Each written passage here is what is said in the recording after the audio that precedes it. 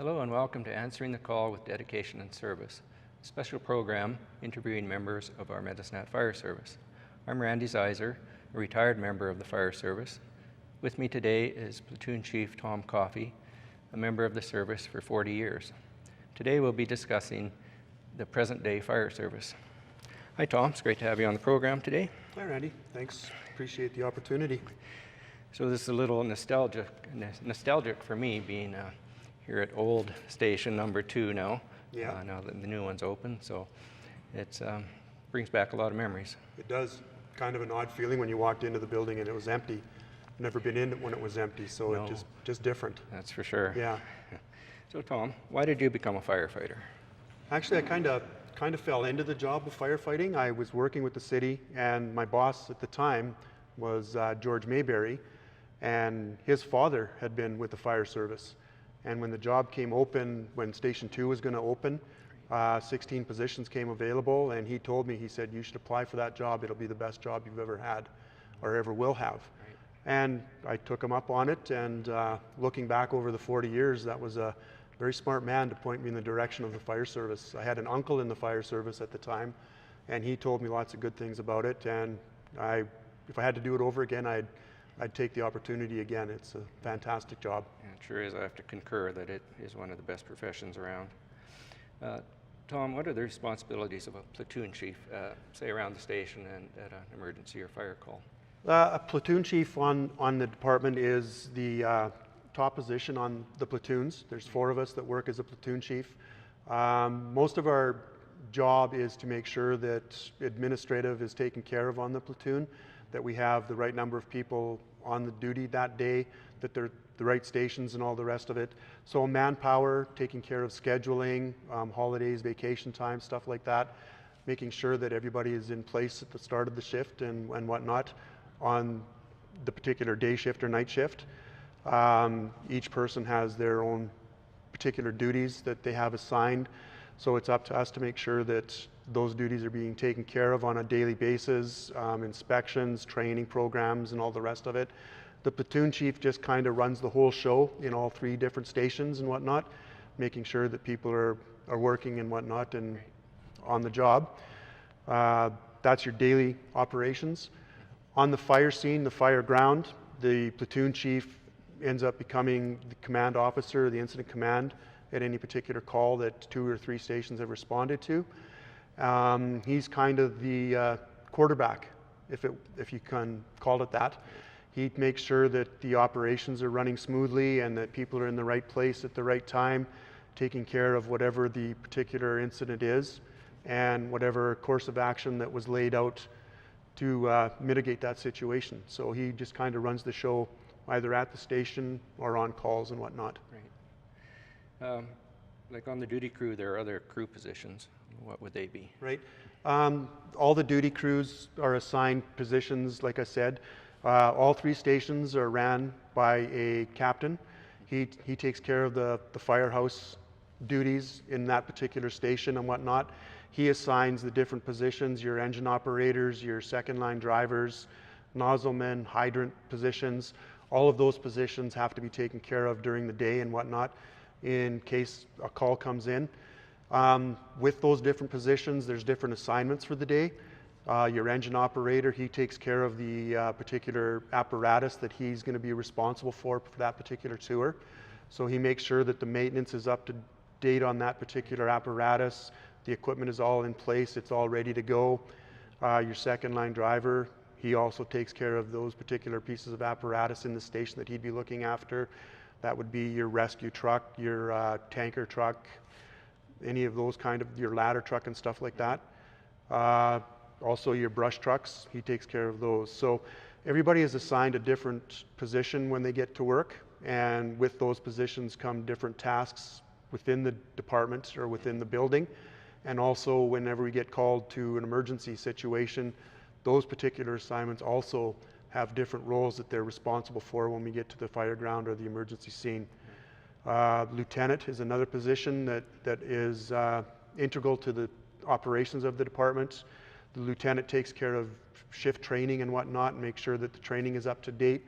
We have a monthly training planner that he would look at and make sure that he's involved in that, and making sure that all 3 station captains are aware of what training has to be done over the course of their tour and time. So each different position is integral to the operation day to day, as well as on the fire ground. Right. On the fire ground, I know some of the tactics that we use. Can you explain just some of those, where the teams that the fellows might be on, TAC team, ventilation, Yep. sort of thing? Yeah, any particular call that we go to, we do an awful lot of training from day to day in order to make sure that when we get to a particular call, that if the command officer, incident command, decides that he wants to do an aggressive offensive attack, everybody is aware of what their operational duties are because of what they've been assigned to from day to day. So they would know that as soon as that's called for, they would jump into business and take care of their job. So we do have, I mean, if you get to a call, and particularly like a fire call or whatever, and it's a building that is really involved and whatnot, you may end up going as a defensive attack mode, which would be completely different than offensive, obviously. You're going to be taking care of structures around that particular building or whatever's going on, and make sure that it doesn't spread to a different area. So we have investigative mode that we would go into if you've had a call of possible smoke in a building or gas odor or whatnot. So your initial in operations crew, your first arriving engine with the captain, would take command or assume command, and he would go in investigative mode and go from there just to see what the problem is or what could happen or could be happening, and then it would evolve from that location or that point in time on. Brings back memories also. Specialty teams are an integral part of the fire service. What are the teams and what do they do? We have several different technical teams that we are involved with that currently run out of our department. We have Aquatics Rescue, we have a technical rescue team, we have Haz Mat team, and we also have critical incident stress management team. Those are basically the 4 teams that we operate out of our jurisdiction and around the surrounding area. The aquatics team is involved with aquatics rescue. That can be anything from surface rescue to subsurface rescue, on ice or under ice, and there's an awful lot of training that goes into the aquatics end of things. You might kind of wonder what we would be involved with on an aquatics team in this area, being semi-arid and whatnot. However, we have a joint agreement with the RCMP around the area where our aquatics team covers anywhere from Bazzano east to the Saskatchewan border, surrounding area north of here, north of Schuler and further, Red Deer River, South Saskatchewan River, and all the way down to Tabor. So we would include Grassy Lake and all of that. So our dive team is very highly trained. We go through rigorous training throughout the course of the year. There's different levels of certification that are needed to be attained because of regulatory bodies that run in conjunction with aquatics training and whatnot. So during the course of the year, your aquatics team has a monthly training theme that they meet once a month. Also, they have an annual training where they go to different areas around the Medicine Hat and the surrounding area. We may go to Brooks one year and dive train there on the lakes around that area. We may go to Elkwater, 40 Mile, down to Grassy Lake, and be involved in the training at those particular lakes so that we can become familiar with that area and what problems or situations may occur should we get called to that particular area by the RCMP for whatever they might need. As far as ice diving goes, we have all of our members are trained at an ice diving certification as well, which involves a whole different gamut of training and evolutions of operations.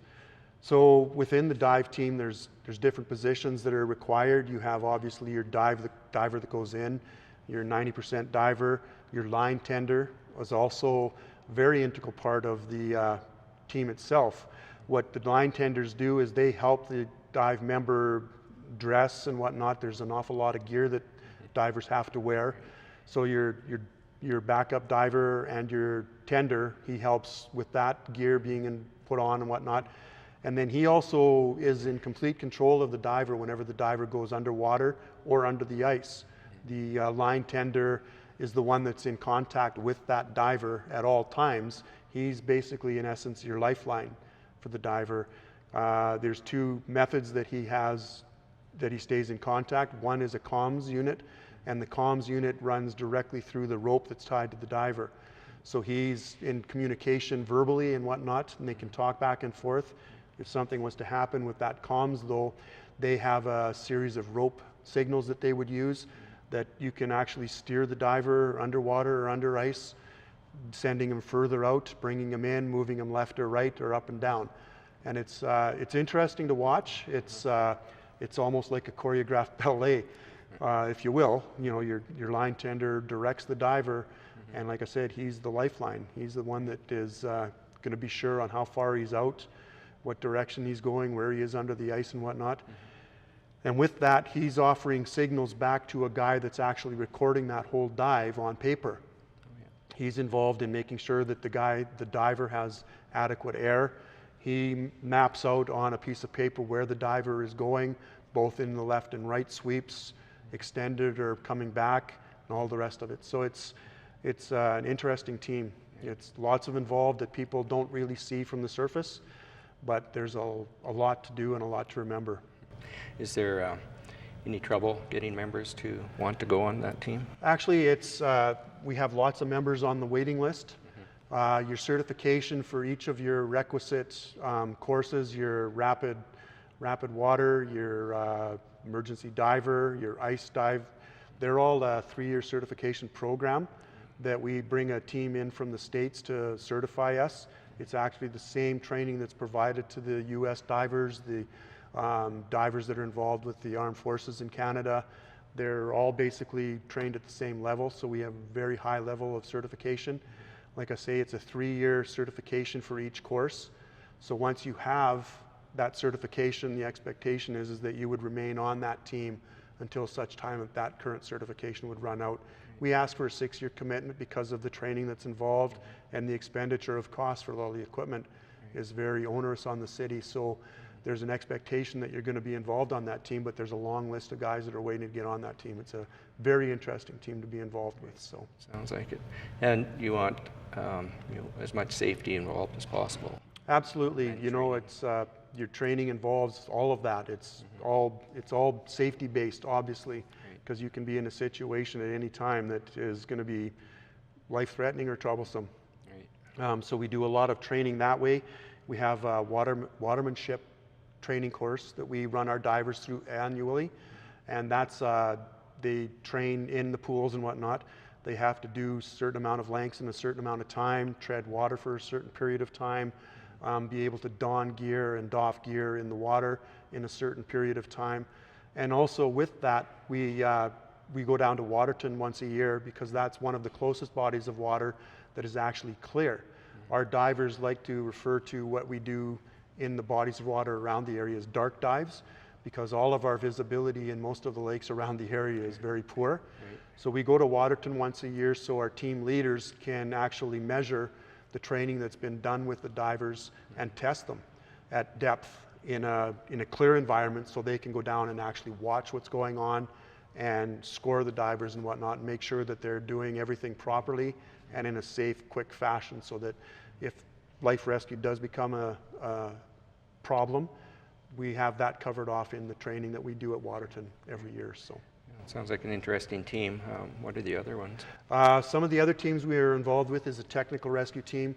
That team takes care of anything from medium angle to steep angle to high angle, that all involves rope, harnessing, training with different knots and harnesses and whatnot, stretchers and all the rest of it. They also do trench rescue, building collapse, heavy rescue. So the technical involvement on the tech team is a whole nother level of training and whatnot. There's a certification that they have to go through that is a 5-day program that simply involves knots, if you can imagine, tying different knots, different pulley systems and structures and whatnot for going into confined space or underground confined vaults and all that kind of stuff. So again, there's awful lot of certification that goes into the tech rescue team and a lot of training. They also meet monthly to go over different training evolutions. We have lots of can carb out CF Industries. A lot of those places have very high places where people work. We've got lots of calls. We've gone to lots of calls out there to rescue people off of towers and whatnot, and that would be the responsibility of our tech team with the ropes and stretchers and all the rest of it, where ladders just don't do it. You just have to get into areas that team is specialized in, trained in, very high level of training as well. I know OH&S have changed rules and regulations as far as going underground to vaults and vaults whatnot. And that. So. You bet. Yeah, we have a lot of the tech team, they go on standby for electrical department or the gas department. If the electrical department is working in a vault, underground vault, there has to be a special level of training that the members have to be certified to in order to stand by should a rescue have to happen in those vaults, enclosed vaults. Water and sewer, they have all kinds of vaults and whatnot, underground systems that also have to be monitored by a technical team.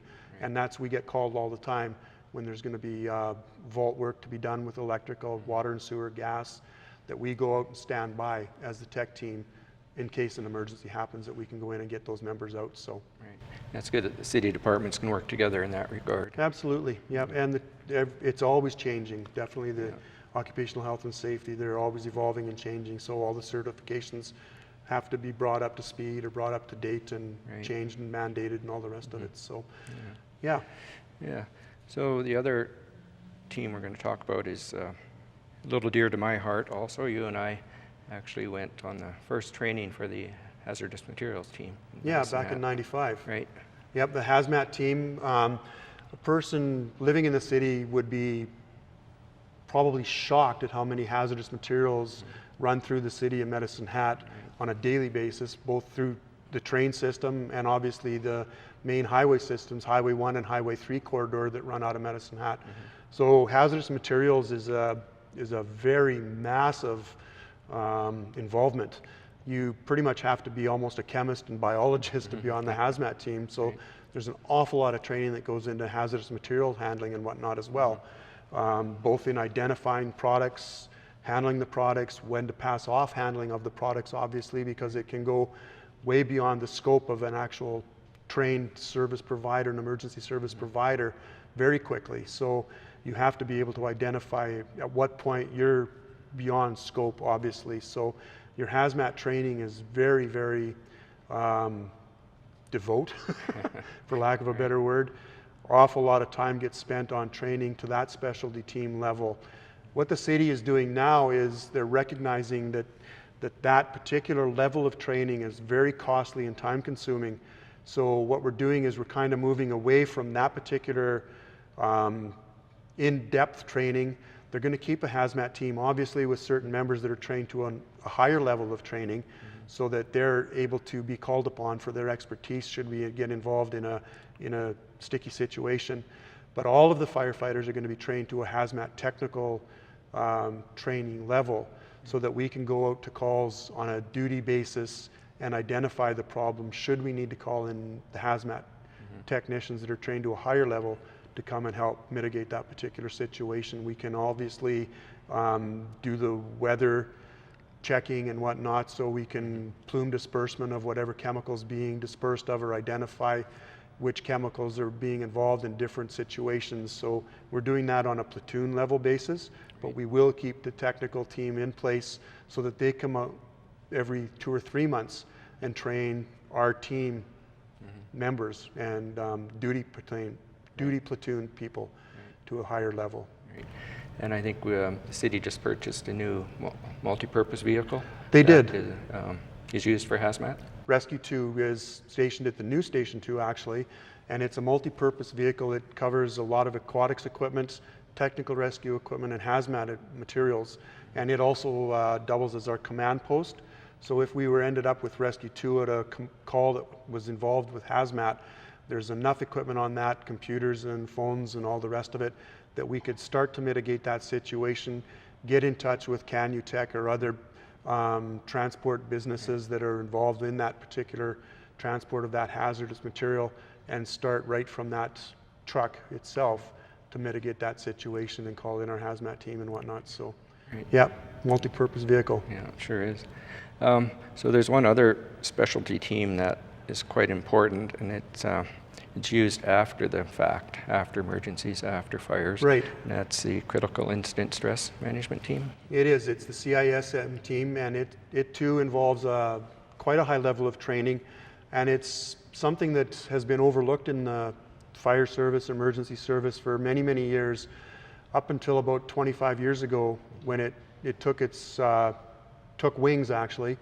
The city noticed that, you know, PTSD coming back from returning vets from Vietnam and whatnot, and it was started to drift into emergency services. Emergency services involves all kinds of calls that are kind of beyond normal, if you will.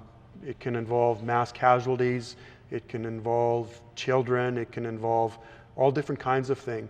So people are, while we train and train and train physically to do our job at fire grounds and crashes and motor vehicle collisions and all the rest of it, it was only in the last 20 years that a high level of attention was put on the mental stress that's involved with emergency services. And like you said, so after the fact, you know, it was found that police officers, ambulance people, firefighters were going home and developing eating disorders, sleeping disorders, all different kinds of things. And it wasn't until we went back and found that the accumulative result of that was going to these calls that were very stressful mentally.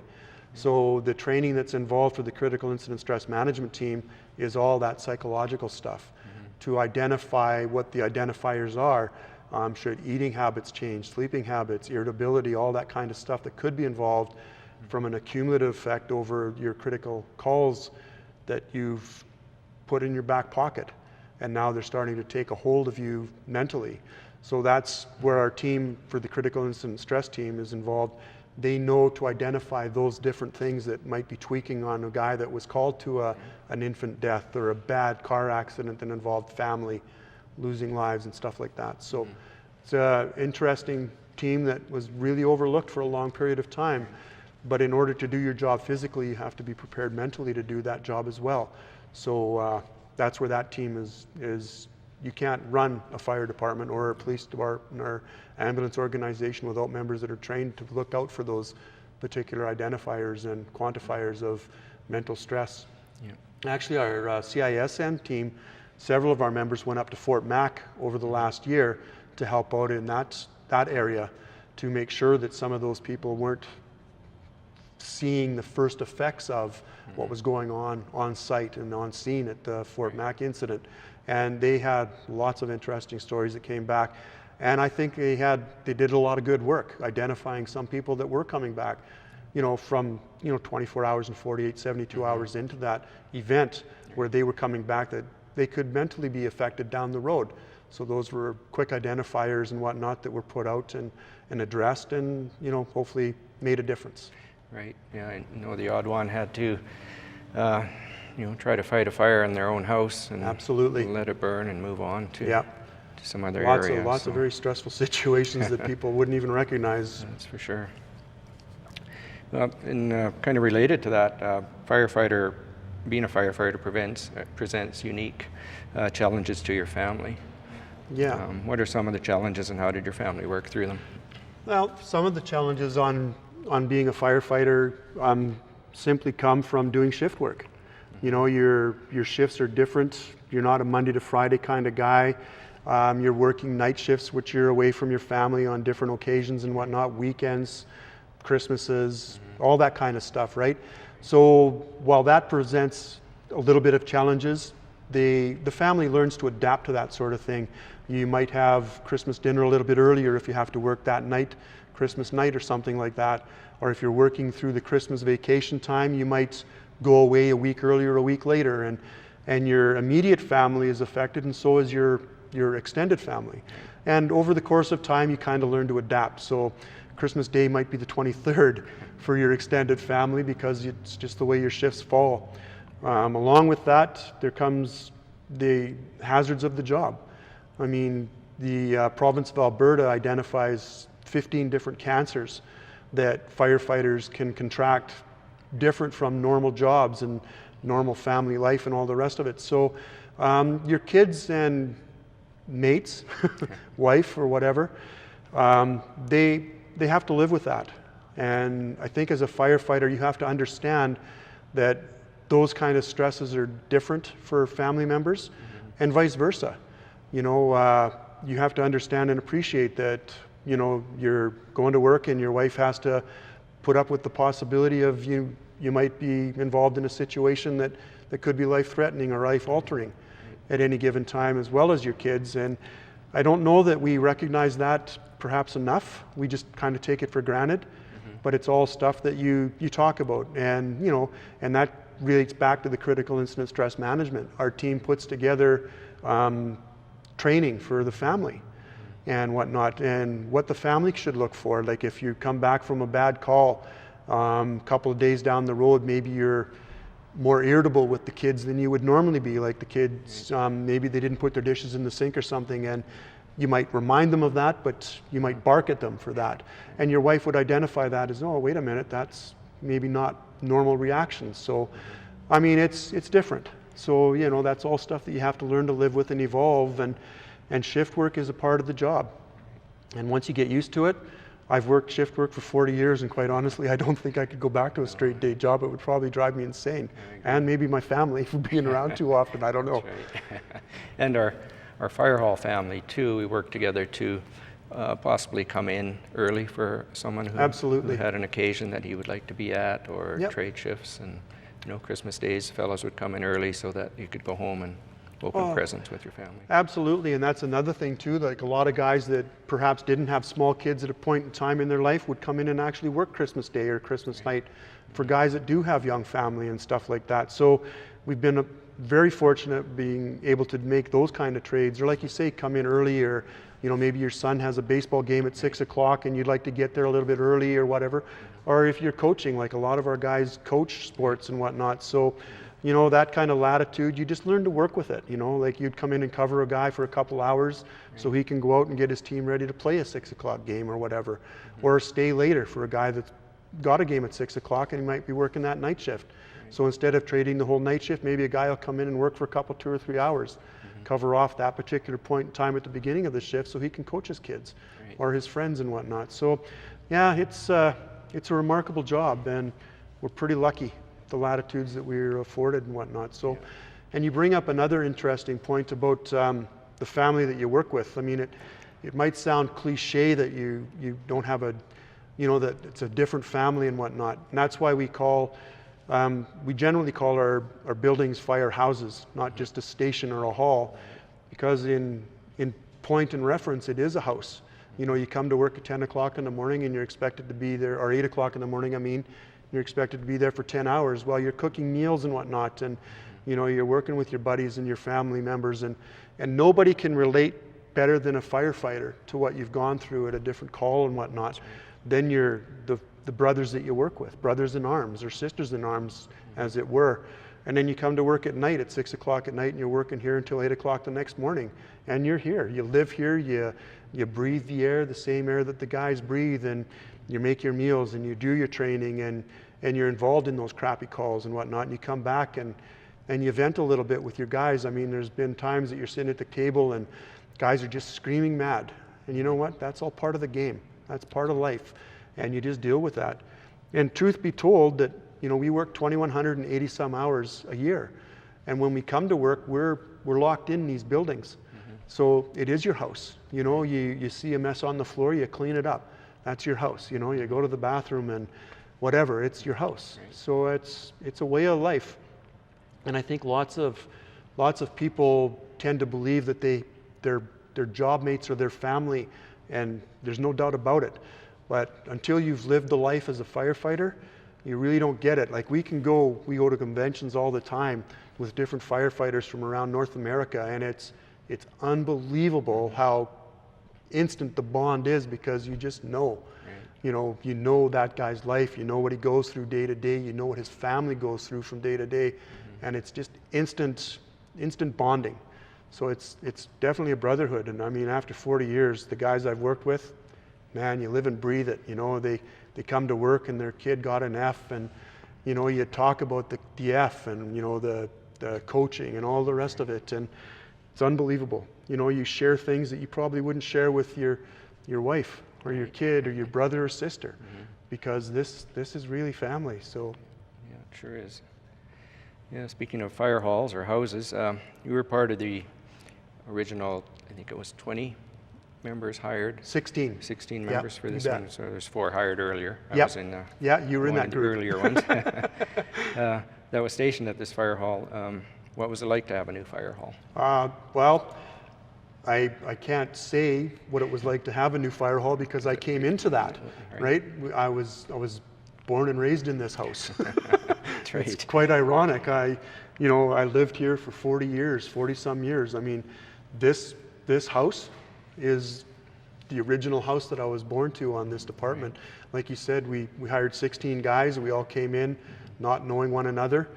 And the 4 guys that you were hired with, the 3 guys that you were hired with, we got to know you pretty intimately on a very, very quick basis.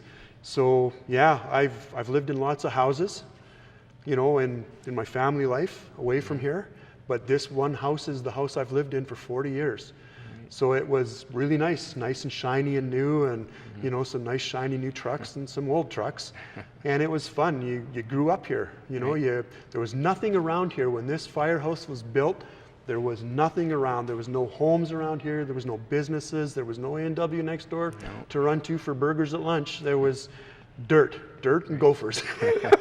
And we had some fun with some of the gophers in the neighborhood for a while, but we won't go into that. Probably get arrested for some of it, I don't know, but it was fun. It was really cool to be a part of that, growing up and getting to know those 16 guys that you were kind of thrown into. And my crew that I started with, my uncle actually was on the crew that I started with, so it was kind of neat in a way that, you know, it was already family. And it was really difficult. I knew a lot of the members that I started on the department with that were old guard, if you will, the officer group and all the rest of it. And it was really hard for me to start calling them by their first name. It was always Mr. Zebart or Mr. Ensminger or Mr. Congdon. And they would always give me crap for using Mr. It was really hard to adjust to calling them by their first name. But over time, it became very easy because they became a brother while they were a father figure as well. But it was an interesting growing experience, and it was really hard when I walked into here. This is the first time I've been in here since we've taken on the new station, and it was really hard walking into this building, being empty and whatnot. You know, I mean, I walked by the fridge in the kitchen there, and I remember the day that Gordy hid in the fridge to scare the crap out of one of the guys that was working on our shift. You know, we sent him over for ice cream. And when he came back, Gordy was sitting in the fridge, the door was closed, we cleaned out the shelves and everything, and he was locked in the fridge, right? So we closed the door. As soon as Gary came in the front door, we heard him come in, and we told Gary, you know what, just put the ice cream in the freezer or fridge, we'll get it later. So Gary opened the fridge, and out popped Gordy, and Gary was so scared, a voice couldn't even come out of his mouth. He backed up and smashed into the cupboard behind him and knocked stuff off the shelf.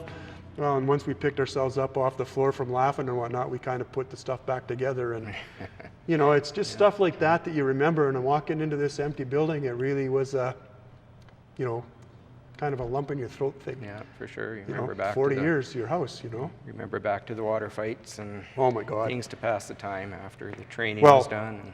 You remember that incident at the table when we had a food fight down at Station 1? Holy man, ketchup and mustard and mayonnaise and stuff was flying around the kitchen. It took us about 40 minutes to have the food fight and 5.5 hours to clean up the mess. But you know what? That was life at the fire hall, you know. Right. It's the way it was. A lot of camaraderie. Yeah, the kitchen was never that clean. You found mustard and cracks you didn't know existed. Well, since you started here when it was brand new, did the station change much over the period of time? The station itself probably didn't change. It was the equipment that changed in the station. Your response duties changed as we took on medical roles and whatnot back in the day. You know, your trucks and apparatus changed. The building itself, I mean, yeah, you painted it and you might have added this or that, taken that away or put a new furnace in or stuff like that. But as a whole, the building itself really didn't change. It was everything that went on in the building that changed. You know, like the different training techniques that you would adopt over the course of time with different equipment and whatnot. That's what changed. So, you know, you'd go in the backyard and train on a certain piece of apparatus and then get a new piece of apparatus, and you'd go out in the backyard and train on a new piece of apparatus. So, like I say, the building and the property didn't really change, but everything within the building, you know, over the course of time changed. Right. I remember talks of possible expansion, but they never did materialize. So, yeah, it was back in 1979 and 1980, there was talks of a third fire station that was going to happen, and it just didn't. It didn't happen until a long time after the fact. So, like I say, you know, you just evolve. You make changes within the structures that you had, Station 1 and Station 2, and you just evolved with time. Yeah, you sure do. What have you enjoyed most about being with the Medicine Fire Service over the years? Oh my God. The list goes on and on. I would say the fun times. I remember all the fun times, you know, and you can't forget the fun times, you know, the laughs that we had. I mean, talking out of turn, I mean, we'd play floor hockey in here and we'd bust windows, you know, you'd break windows and you'd have to call the chief and, you know, oh, there's another window that went out. Or I remember in the kitchen at Station 2 here, we'd close the blinds and it was pitch black in that kitchen. And you remember the Indian rubber ball? Mm-hmm. They would bounce like crazy. Well, the four of us would sit at the table, flick the lights off and throw the ball. And you'd be ducking, the ball would be bouncing all over the place. So I remember the fun times, all the road trips we went on. We went on hockey road trips, we went on baseball road trips, training, like we said, in 1995, we went to Calgary for a month of hazardous materials training. The four of us went up there. So we lived in an apartment or hotel room. You know, we'd come back on weekends, but we'd go back up there. You remember stuff like that. And along with the good times, some of the bad times. You know, you'd come back from a call where you just, unbelievable devastation, you know, of vehicles or buildings, and worse, the bodies, the young bodies that you have to deal with, that car wrecks, and you come back and, yeah. Yeah, you know, so those times were just, stress relievers well, when we were at, you know, well, that's what doing the silly things. That you it did sounds the like silly to other things people, for stress relief, because you'd come back from those calls, and I mean, you know what? Grown men cry. They really do. And there's been lots of tears shed in this building and these departments as well, you know, and that's the stuff you remember, you know, for sure. Leaning on your brothers and stuff. So yeah, no, it's been a great profession. Well, thanks, Tom, for being here today. It was great to reminisce with you. We should get together more often, I think. Oh, absolutely. Yeah. So, to find out more about the history of the Medicine Fire Service, check out our history book titled 100 Years of Dedication and Service, available at the Medicine Public Library and the Esplanade Archives. If you have any questions about fire safety, please call 403-529-8282 or go online to medicinet.ca and go to the Fire Services page. I hope you enjoyed this program, and thank you for watching.